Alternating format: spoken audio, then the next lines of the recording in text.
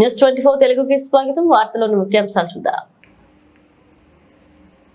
మహాశివరాత్రి సందర్భంగా కీసరగుట్ట శ్రీ భవానీ సమేత రామలింగేశ్వర స్వామి దేవస్థానానికి భక్తులు ఉదయం నుండి దర్శనం కోసం క్యూ లైన్లో వేచి ఉన్నారు.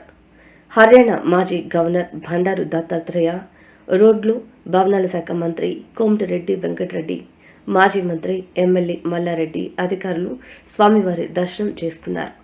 మంత్రి కోమటిరెడ్డి వెంకటరెడ్డి మాట్లాడుతూ, వారం రోజుల్లో కీసర నుండి గుట్ట వరకు 4 లైన్ల రోడ్లు పనులకు శంకుస్థాపన చేస్తామని మీడియాకు తెలియజేశారు. ఈ రోడ్ని పూర్తిగా తీసుకొచ్చి ఇంకా మీకు ఏమైనా సమస్యలు ఉంటే మీరు వస్తే తప్పకుండా ముఖ్యమంత్రి గారితో మాట్లాడి ఈ కీసర ఒకనాటి కేసరి అంటే ఆంజనేయ స్వామి, ఈనాడు కీసరగా మారింది.